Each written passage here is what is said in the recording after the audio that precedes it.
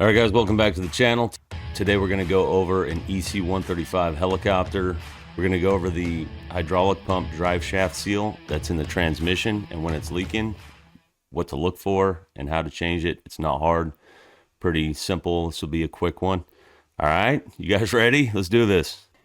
If you see coming out of your drain on the left side or the right side of the helicopter, like right here, I was draining or dripping on the dolly. That's oil right there. And if you see that, it could be your AIrbus mounts. This isn't your AIrbus mounts this time.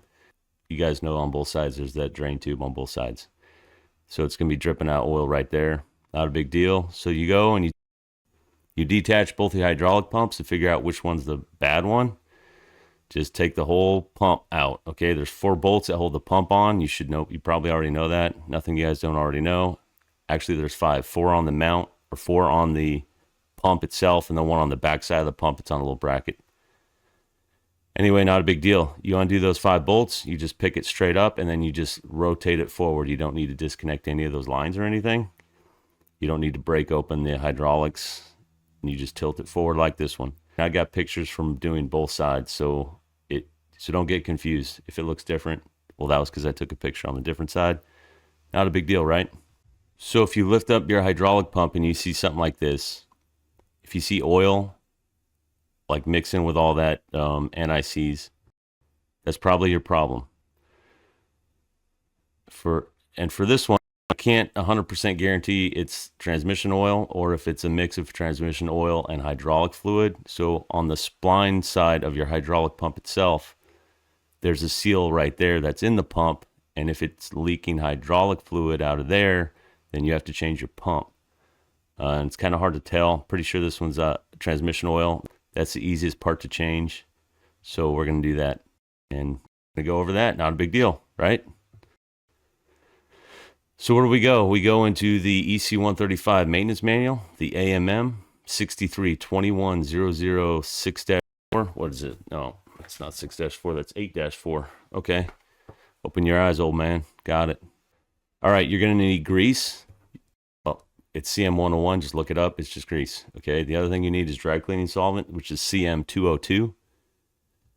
If you click on that blue hyperlink, what's it tell you? It says CM202. It says white spirit, free choice. All right, Google white spirit. What is white spirit? White spirit, also known as mineral spirits, is a petroleum derived clear liquid, blah, blah, blah, blah, blah, blah. Anyway, use that to clean this stuff up with. Not a big deal. Next thing you need is this tool. Oh, I have it right here. L630P3001101. And there's a picture of it right there in the maintenance manual. It's 3 parts. There's a removal tool. There's an installation tool. I mean, there's 2 pieces to the removal tool and then the installation tool. But you can't do it if you don't have that. Well, you're also going to need a seal, right? So you go to the IPC 63210106, and if you look over there on the right side of this picture, that's the seal you need. Item number 50, shaft seal, wrote it down. What do we got? 07501111148. Easy money. That's the seal. Country of origin, Germany. Fantastic. What do you do next? You clean up the area between the hydraulic pump and the transmission because you've got CA1010 and you've got NICs. So clean that up. Easy. Grab that tool. The end of that tool fits inside the spline drive of the drive shaft to keep it straight. And then you tighten down the outer piece. What's it saying, Daniel? Let me look. Hold on. It says insert axle vertically with the cylindrical pin in the inner splines of the drive shaft. Screw the conical sawtooth threaded fitting of puller into the shaft seal. Place the puller, which is like that slide hammer part of the tool, onto the axle, and with the puller upwards, strike the knurl and pull the shaft seal out of the housing. So just give it a tap, tap, tappy, maybe like 3 or 4 times. If you do it real hard, the whole tool is going to come out of the seal and you're going to have to thread it in again. Not a big deal, just nice and easy, maybe like 4 or 5 small taps. Well, now there's a picture of the top of the transmission part with no seal in it. Make sure you don't drop anything in there. It says the warning in the manual, so make sure you read the manual. Like, This is just a refresher. Go to the manual. Don't just do maintenance with my videos, okay? This is just trying to help you out, make it easier to understand. Hope that makes sense.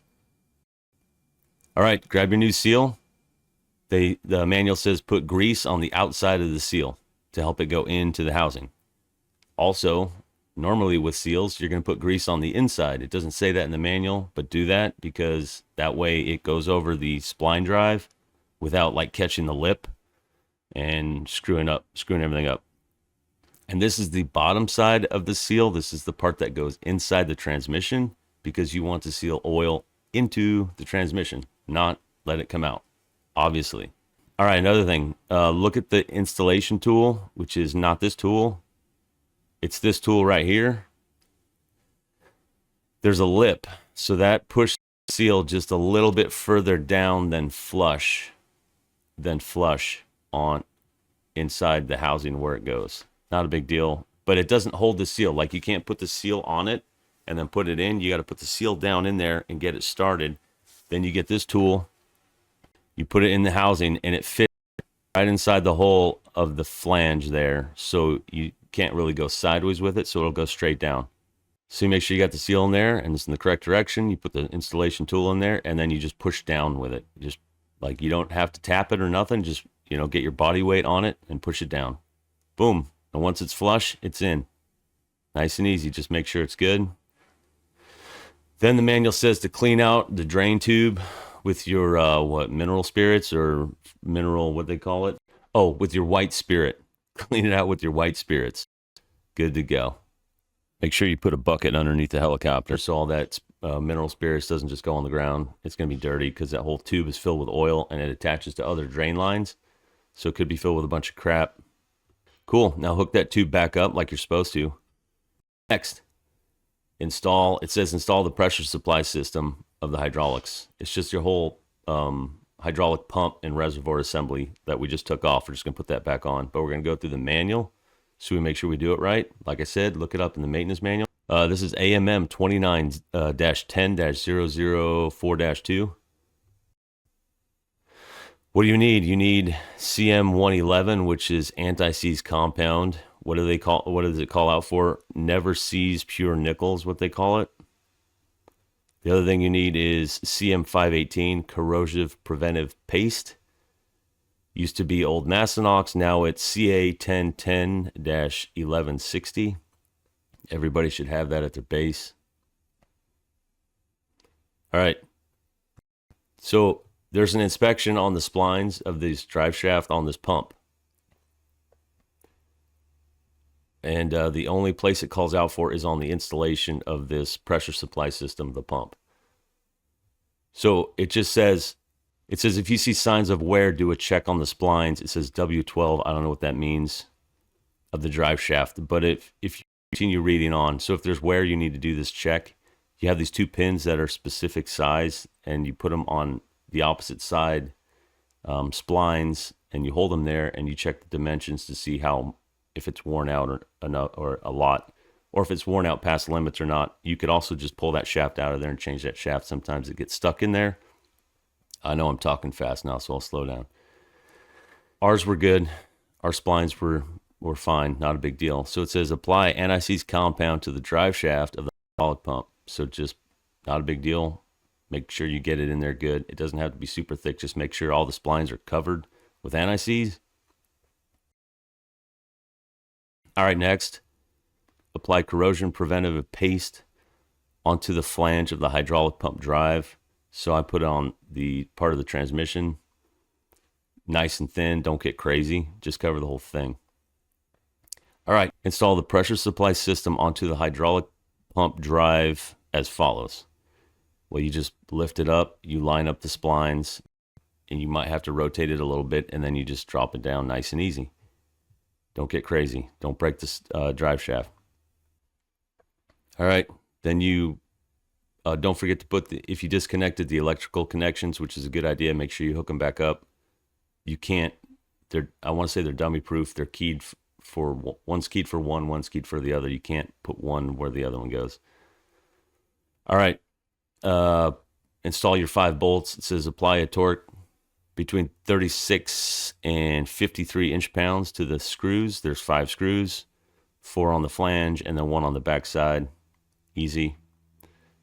People like to put anti-saboteur lacquer on those screws. You don't need to. It's like self-locking inserts, and it doesn't tell you to do that. I don't like putting that stuff on all over the place. Torque seal, because I don't know, it just gets all over the place and it's hard to take off.